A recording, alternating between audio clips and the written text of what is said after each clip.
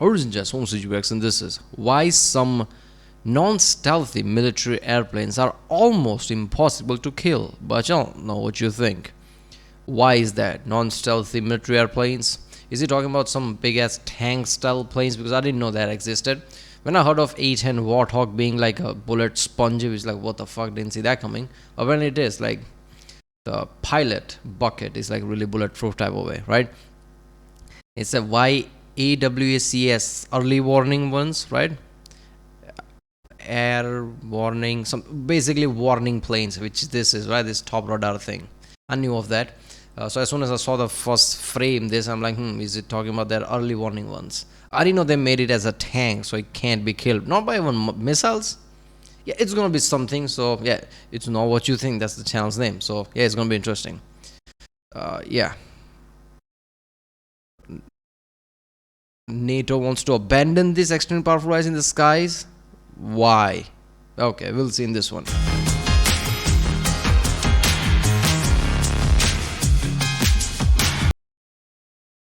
Remember, if you like my next subscribe. That way you can help this channel by helping the algorithm and things. You know, I've watched different type of videos, so YouTube goes crazy, like, whoa, what type of video is this, and thing like that. I try to separate channels. I guess I'll make multiple channels for different things. I don't know. But right now, I'm watching military style of videos on this channel. So yeah, if you like those kind of videos, definitely like and subscribe and comment down if you want me to react to a specific video. And yeah, let's watch it. Whoa. Ever been, and sometimes a little uglier too. The sleek and stealthy SR-71 and its ultra-high-resolution camera has become obsolete. Cold War spy planes like the Blackbird and the U-2 have been replaced by aircraft like the big and slow Boeing 707 that blast loud and powerful radar waves in all directions to gain intel on enemy movements. Wait a minute, is that the same? How is Blackbird and this early warning ones are the same one? Blackbird was a spy one. Isn't that different? The Airborne Early Warning and Command Force, or AWACS for short, are the spy planes of the 21st century. Look at the propeller. Get NATO out of the way. operates more AWACS planes than non-NATO states have stealth aircraft. The thing is, just one of these new airplanes can stay in the sky for over 11 hours on a single tank and can watch over an area of more than 120,000 square miles, or the whole of Poland. 3 of them can provide unbroken radar coverage. I like how Poland only needs one of this. How many, AWACs you have, Poland? One, because that's all I need. Of all Central Europe, or around 450,000 square miles. But why these modern spy planes cannot be shot down, even though they can be easily detected? How this E-2 Hawkeye narrowly avoided a fatal crash after an arresting cable snapped? Why AWACS platforms come in so many Imagine that shit is like your advanced rate. I'm pretty sure there's many technology in that. If this shit falls in the water, there will be way too many damage to the place, right? Because there's difference between a simple a jet plane with weapons on it, which is a plane that is supposed to function as a plane and it has weapons on it. This is more like a carrier for many tech, many computers and shit. If these things falls in water, I'm pretty sure that would be costly. Though they can be easily detected. How this E-2 Hawkeye narrowly avoided a fatal crash after an arresting cable Look at them running in the field. AWACS platforms come in so many different shapes and sizes, from helicopters to airplanes with a giant nose or a flying saucer. And why, with all their benefits, NATO already wants to abandon these extremely powerful eyes in the skies is not what you think. Yeah, that must be reason, right? NATO's Airborne Early Warning and Command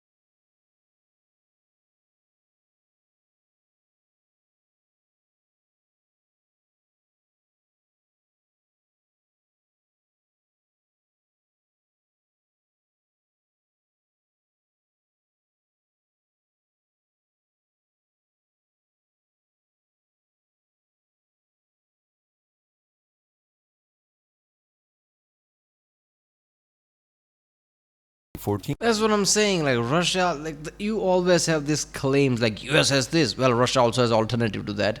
US has this. Also, Russia also has that. Like, if Russia is keeping up with that level of tech, right? How are they not have any form of dominance in Ukraine? Like, this thing alone should give them some form of like aerial dominance, right? Like they can keep track of like what's coming in Ukraine airspace or not. I don't know.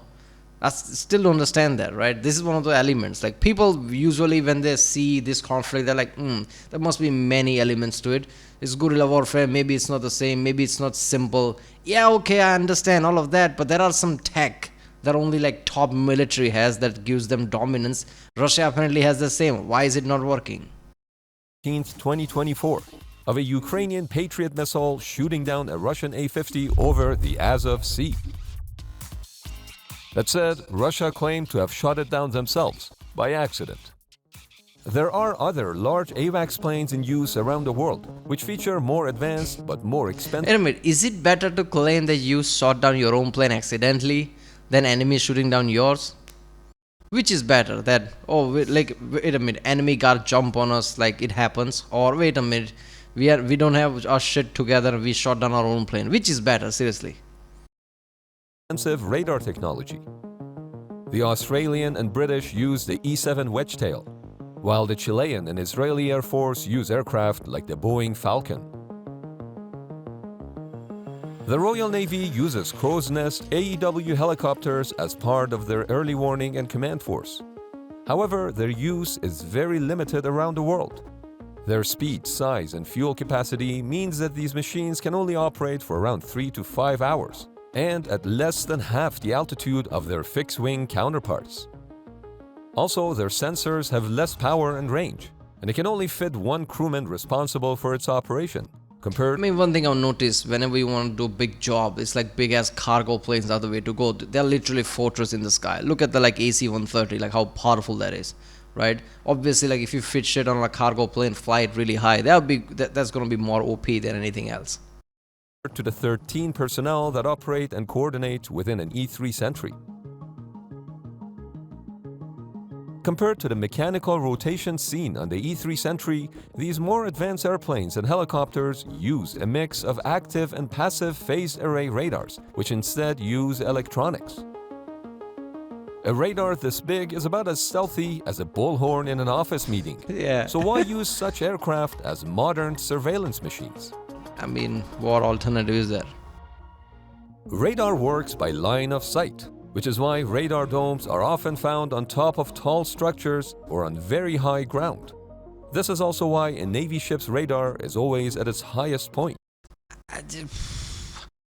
I mean, there is that, but it's also like less disturbance on top, right? Radars don't is not kindly to any other like disturbance. Like if there's many things, communication things around, usually when there are like satellites on top of like mountains and things, because that's where the least traffic is there, like least disturbance, right? I don't know the word, like least pollution there, let's just say, of this, right? Usually that's the case. By placing a powerful radar on an airplane at 30,000 feet, you can increase line of sight for thousands of miles and see low-flying threats over natural obstacles like mountain ranges. These platforms also allow for very mobile and adaptable radar capabilities.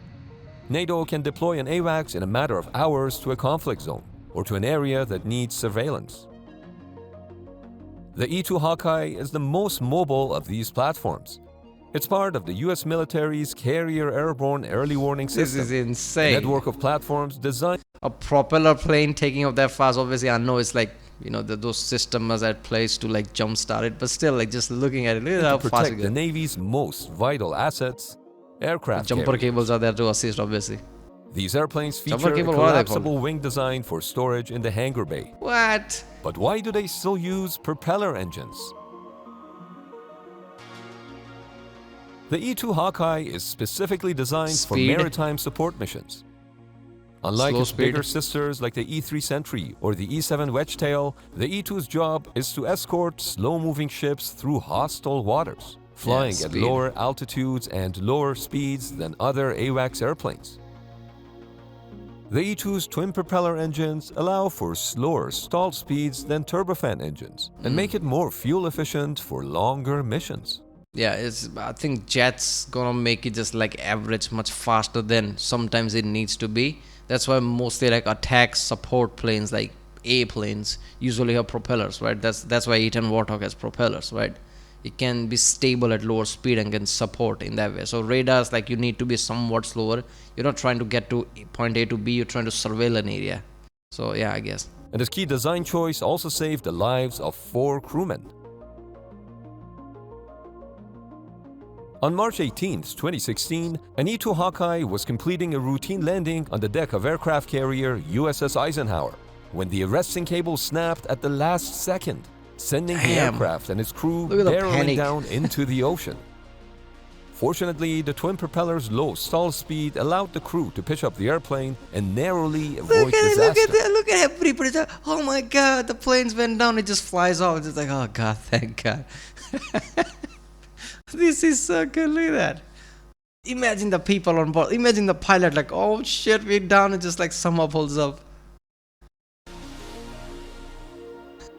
That's so good. AWACS are easily detectable on enemy sensors because of their size, shape, and their loud radars. So how does NATO defend its airborne early warning and command force from missile threats and enemy fighter jets? You might think shooting down a converted civilian airliner that carries a huge radar and flies a predictable racetrack pattern is pretty easy. The challenge is, a fighter jet would never get within range to shoot it down. Oh yeah.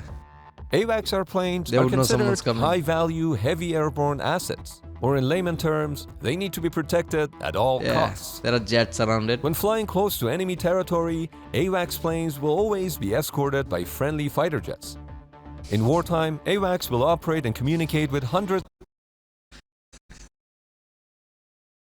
Imagine that your enemy knows, oh, there's that stealth plane. Should we send attack jets to attack them? No, we also detect some F-22s around it. F-22s are like, come here, get me. We are here. Yeah, you're not getting close. In wartime, AWACS will operate and communicate with hundreds of other vehicles and centers of command, like infantry groups, ships, and fighter jets. Some of those jets will be looking for enemy stealth airplanes or even the airbase that they operate from. And an airplane that cannot take off is no different than an airplane that has been shot down. But how are they defended against missile threats?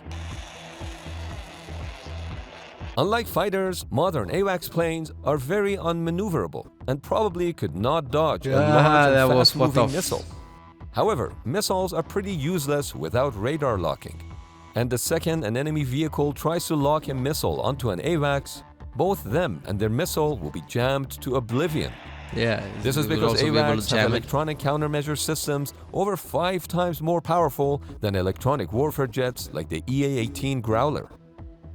Not to mention that the enemy would light up on the AWACS radar like a Christmas tree, giving fighter escorts or a nearby SAM turret more than enough time to retaliate. Like intercepted, but even if a long-range missile managed to get past these defenses, AWACS platforms are not sitting ducks. They're equipped with several pounds of chaff and flares, enough to throw off missiles. NATO is also taking a page out of FedEx's book of missile defense. It's modernizing its fleet of E-3s to feature state-of-the-art large aircraft infrared countermeasure systems, also known as lasers. But even with these upgrades, NATO's fleet of E-3s are scheduled to be decommissioned by 2035. The future of warfare is expected to replace these large hubs by a system of systems. The new F-35's next-generation sensors and AI-powered systems are the first step toward this future. Integrating that technology into unmanned drones, like the Navy's X-47B. How are you gonna replace the massive radar, right? I get it, like F-35s, like they can communicate like that, and drones and yeah, all the connected AI and shit. I understand that, but at this scale, how is it gonna like surveil this large area? I mean, the argument must be like you don't need to surveil large area if like many F-35s are around and drones are around. But this is the same thing they were saying about tanks. Tanks are gonna be obsolete. It's not really. I don't think they're gonna stop it at 2035. They'll probably extend it when the time comes. I don't see technology moving that fast, especially when it comes to military. Military things takes jump, but it takes multiple decades to jump. I don't see that unless like a major war starts and like innovation becomes key and just like push starts all the military things. I mean, it looks like that might happen, but unless that happens, like yeah, it's gonna take time. I don't think so. Not 2035. Is the next step. That's it. Yeah. Yeah, I see that after they find that like linking with each other, like complex radar talking with each other, satellites and drones. But it's like it feels like many pieces that might leave blind spots. It's one thing to it's like major plane covering a large area and tracking multiple things. I don't think that it's like a fortress thing, like a singular central fortress that keep track of things. I don't think that's gonna go away. It will become more advanced, stronger, better, but I don't think that goes away. Maybe they might create some kind of advanced low satellites that might replace it at a larger scale that can track even larger area. I don't know. But then again, lower satellites don't stay at one place. You need geolocking satellites way in high, and I don't think that can track it. That's small targets. You need planes like this. I don't know. Right, well, that was why some non-stealth military airplanes are almost impossible to kill by the channel. Now what you think. If you like my reaction, subscribe, and yeah, I'll see you next time.